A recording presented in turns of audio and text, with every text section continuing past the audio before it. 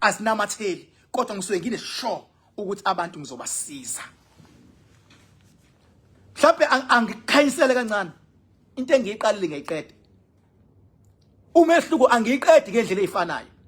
Enye ngiyiqeda ngalendlela, enye ngiyiqeda ngalendlela, enye ngiyiqede ngalendlela. Azifani. Kodwa into ekumele uyazi ukuthi into engiyiqalile ngiyayiqeda, into engiyishilo izokwenzeka.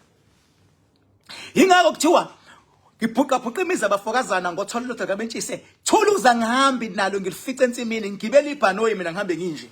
Kodwa le ngiyakhona ngiyokwenza imanga. Uyabona mina mangathiwa i-level yami sesigabeni esithi ake ngiveza abantu eke bafika kumina bathatha omakhanda oil bakuthiwa ake uhambele mhlawumbe abawu-15 babo elokhu ngaqala bemile namanje abasamile kuthiwa uhambele imizi yabo. Ngiyakutshela ungathuka ngendlela abaprogresse ngayo abanye babo. Abanye bayeza ngendlela ehamba ngayo. So kodwa into ebalekile mfowethu ngiyacela ukhona. Ngicela idlozi lakho. Mawukholwa mfethu angikhuluma into ozoyizwa. Ingilosi mase kuba uNkulunkulu. Leyo team izokwazi ukulwa nale mimoya elwa nawe. Uma kuliwa nale mimoya uzungayidayisi le team. Wena funani empilweni? Ungacela into eziningi empilweni. Ngisho uthandaza ungacela into eziningi. Cela imali. Uthi ngicela imali. Ngisho ufika mhla ka5 October nje wasiyobe silapha ya edamini lika Makhanakanda. Into efuna uyicela, cela imali. Mase uba nendlela yokuthi imali ngizoyenza kanje. Wenzani lapho manje? Uyakhumbula ngikhuluma ngedemonstration. Ngenkathi usuchaza ukuthi imali uzoyenza kanje ilalela imimoya. Seyihamba phambili ke manje isiyofula. Ungaceli imali ulele. Ayikho into enjalo. Bafowethu ngiyacela njwana nazana nami. Ngiyacela ningadlala abantu. Ngiyasho namanje bafethu awukazi uyibuze ukuthi yindaba bebangaka abantu abangangifuni including izinyanga. 90% wezinyanga zaKwaZulu Natal azingifuni. Uyazi why zingangifuni? Angixabene nazo. Ingoba ngitshela nini iqiniso. Angithi uyabona ukuthi angithuki inyanga. Angithi uyabona ukuthi angenzi lutho enyangeni. Mina ngiqinisa ukutshela kumina iqiniso. Leli iqiniso engikutshela lona lilambisa inyanga ebikade izokuqola wena. Njengoba sengilambisile inyanga nomndeni wayo. Umdlwane wenyanga uzongithuka umngani wayo uzongithuka, isidididi sawo songithuka, iyona ngefake account izongithuka, umfazi wayo ngoba yindaba sengiphazamisile ngokutshela wena iqiniso.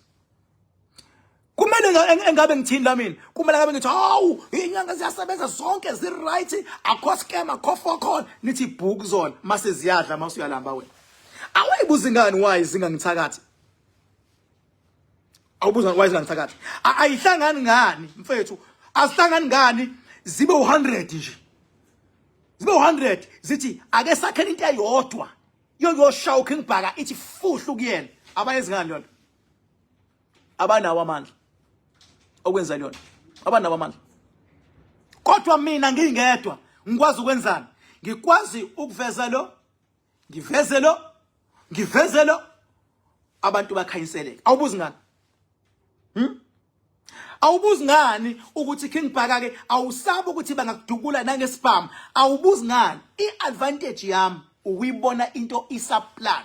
Njengoba ngikwazi ukubona izinto ezijule kangaka, ngeke ngihlule ukubona umuntu othi ngifunda ngespam bese efica ngimlindile. Ngeke ngihlule lawo masimba mina. Nake. Ukubona inyonjo nathi first spam mase ngiba ready. Ngeke ngihlule lo nto mina. Ngeke. So sengisho ukuthi nawe ulapha ekhaya ngiyacela qina mfethu. Qina. Mfethu igaba zabantu empeni azifani. Khona abantu ngempela obona kahle ukuthi abathathe entweni. Ingakho ngithe nami even abo bantu ngizoba nendlela manje engifuna ba accommodate ngawo masihlangene. Khona abantu abangathathe entweni. Mfethu mawungathathe entweni kulungile. Faka i-effort kuleso sigaba okusona. Mase ngiyacela nehlisa umoya. Noma yinini ihlisana umoya. Mawunomphathi wakhe emsebenzini, yes angiphiki. Uyakubhampela umphathi wakho. kodwa ngithi uyabona ukuthi uyamdinga. Sometimes uyabona ukuthi uye lo supervisor angithi uyabona uyamdinga musu kulwa naye, ngoba mawulwa naye shosho case uzogcina kwenzela izinto ziba nzima kungenasidingo. Akeke ayiqhenye umphathi wakho asho ukuthi nawe uyiteam yakhe right wrong enjalo.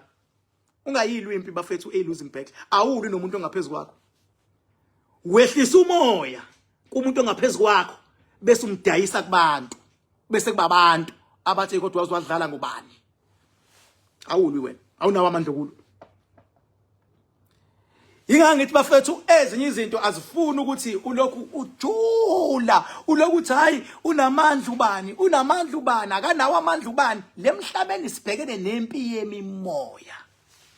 Lemhlabeni sibhekene nabantu abafuna impumelelo. Akekho umuntu othelele ethi yazi mina ngihlalela ukuthatha imali yami ngiyoyipha inyanga ngosibanibani. Badlala ikeshi nje abazenzi, bafuna imali ukuze bayihlukanise imali yakho. Uyabona makuthiwa nakho ushiya 50,000 ukuthi ubheka le abethi omunye iphe yami hayi mina oqhamuke nale content mina owenza ukuthi ihlukaniswe. Wena uthwele ikhanda ubheka le la ngemumva ku celebrate your money.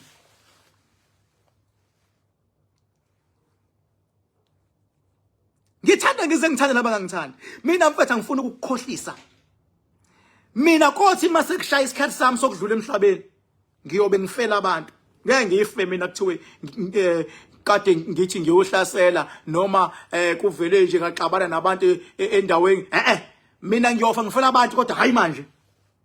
Okwamanje yimi osazodila nabantu abahlukumeza abantu. Mfethu lento engisho manje kumuntu ongithandayo ayifika imile.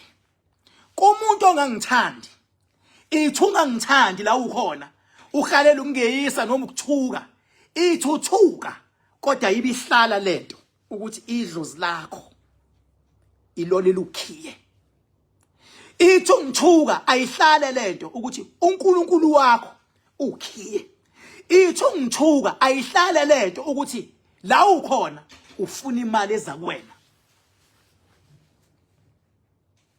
Ezakwena